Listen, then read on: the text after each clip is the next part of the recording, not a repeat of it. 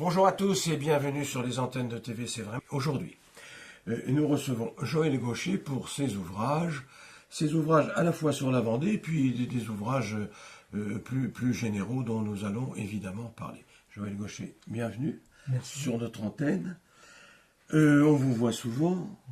On vous voit souvent dans les réunions, par exemple, des écrivains de Vendée, par exemple, dans des réunions qui rassemblent des écrivains, et dans lesquelles, naturellement, comme tous vos confrères en écriture, vous dédicacez vos ouvrages. Alors, en voici un pour commencer, L'inconnu du ver galant. Voilà, je le fais voir à l'écran. L'inconnu du ver galant, c'est un roman historique, on va appeler ça comme ça. Si on veut, oui. Si on veut, un roman historique. Et puis, vous allez nous en dire un peu plus. Le ver galant, aucun rapport avec Henri IV? Si. Ah, alors. Si, le square du Ver-Galant se trouve à la pointe de l'île de la Cité, À Paris. à Paris, sous le Pont-Neuf. Et sur le Pont-Neuf, il y a la statue équestre de Henri IV, évidemment, Voilà. qui était surnommé le Ver-Galant compte tenu de ses goûts particuliers pour les femmes. 47 maîtresses reconnues officiellement, plus celles qui n'ont c'est pas. bien. Voilà, c'est déjà pas mal. Alors, oui, près du Pont-Neuf. Le Pont-Neuf fait 60 pieds, comme vous savez. Et C'est le plus vieux pont de Paris. oui, comme dirait, je dis le Pont-Neuf fait 60 pieds, comme dit la comtesse dans le Canard enchaîné, mais ça c'est une autre histoire entre nous, mais ça va bien avec le ver galant. Absolument. Alors Henri IV, ver galant, 45 maîtresses, vous dites-vous, je pensais pas ça. 47. 47, Connu. Répertorié par Google. ça c'est bien. Alors, qu'est-ce qui se passe dans votre roman? Je crois qu'il y a une histoire de quelqu'un qui recherche un petit peu son origine, sa famille, c'est bien ça? Absolument. Alors, voilà. Absolument. Bah, c'est une histoire qui. 80% de l'histoire que j'ai racontée. C'est un peu la vôtre? Oui, absolument. Ce sont des choses que j'ai vécues pendant 60 ans, en gros. Parce que depuis l'âge de 17 ans, j'avais envie d'écrire quelque chose, mais les années passant, il est venu se rajouter un certain nombre de faits. Et quand je me suis mis à écrire en novembre 2014, j'ai voulu rassembler toutes ces choses que j'avais vécues dans ma vie, tant sur le plan familial que sur le plan professionnel. Et donc, il a fallu que je les romance, évidemment. Donc, il a fallu que je rajoute des personnages qui n'existaient pas dans la vie réelle, mais que j'ai rencontrés néanmoins. Je parle notamment d'un légionnaire. J'ai connu la Légion étrangère en Algérie. On en avait parlé d'ailleurs assez longuement de la Légion étrangère à l'occasion d'une... Vous n'étiez pas légionnaire vous-même? Non, je n'étais pas légionnaire. Je les avais fréquentés. Voilà, je vivais dans le même casernement que les légionnaires. Donc j'ai trouvé intéressant de raconter ce que j'avais vécu avec ces légionnaires que j'ai bien connus. Donc, je ne les ai pas tous bien connus, mais j'en ai connu au moins deux.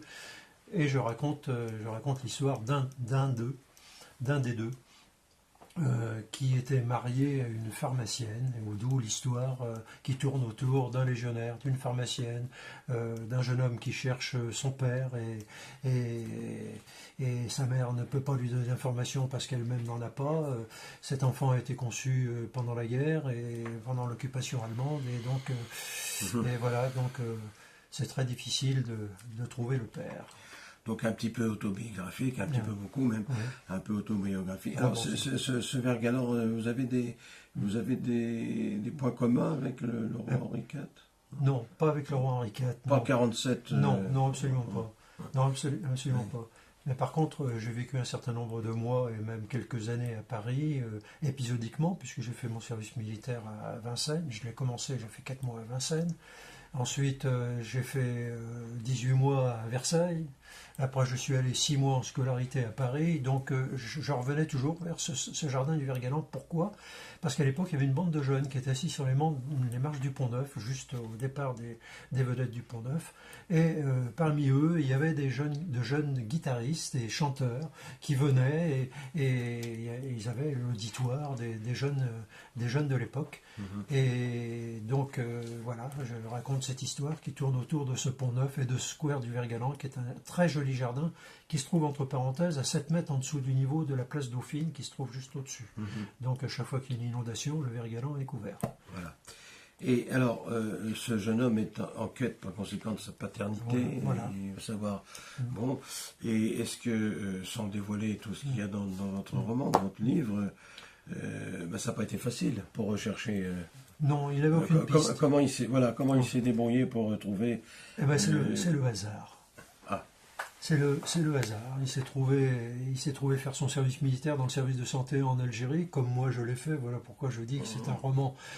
C'est un roman. C'est un peu autobiographique, mais c'est quand même romancé. C'est une tranche de vie que j'ai romancée.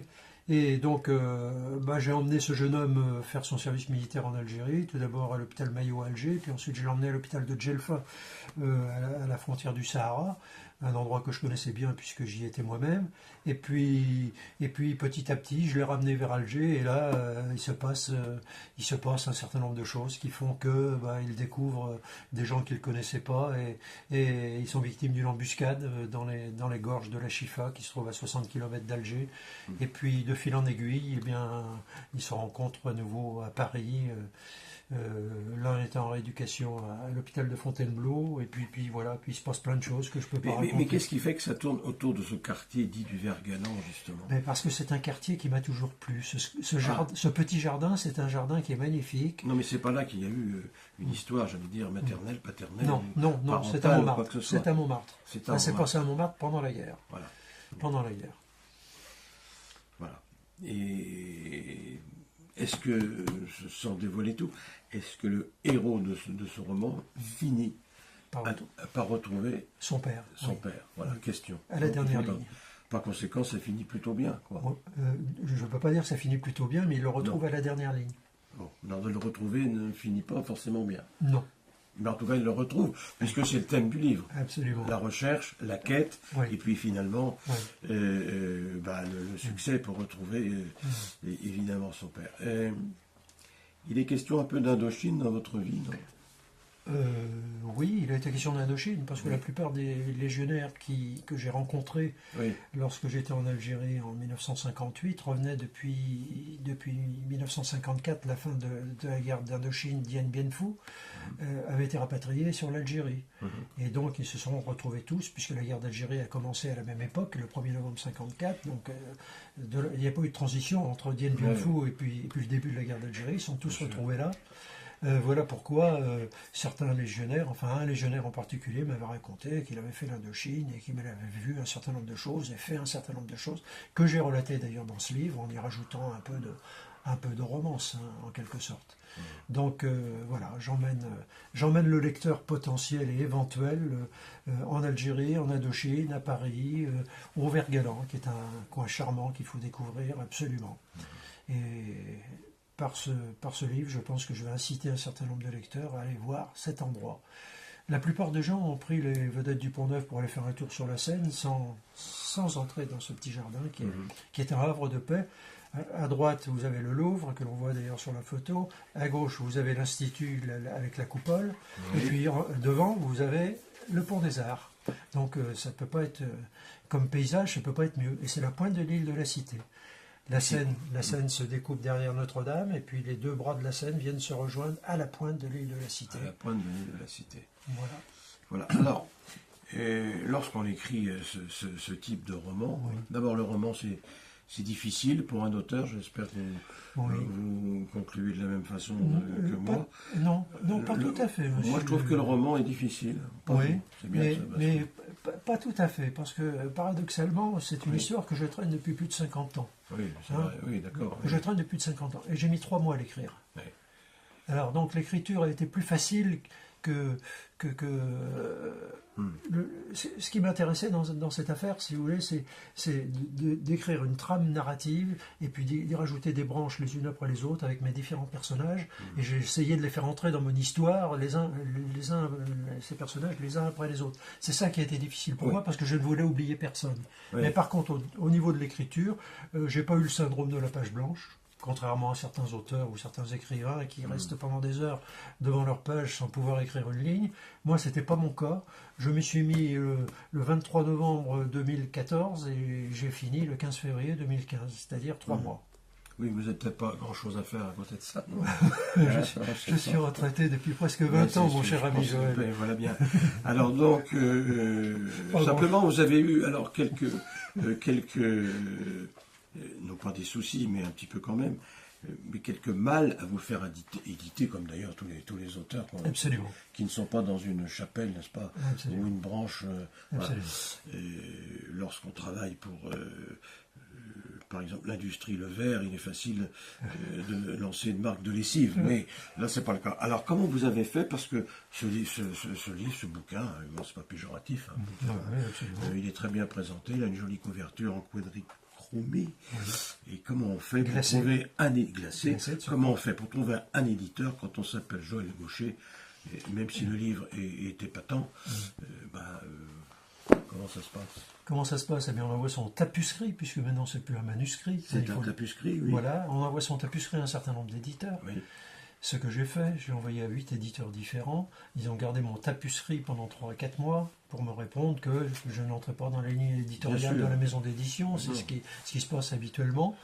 Et j'avais envoyé heureusement une enveloppe affranchie pour le retour de mon tapuscrit, sinon il passait directement au pilon, à la poubelle. Donc j'ai fait ça 8 fois. Et les 7 premières fois, on m'a répondu que on ne m'éditerait pas.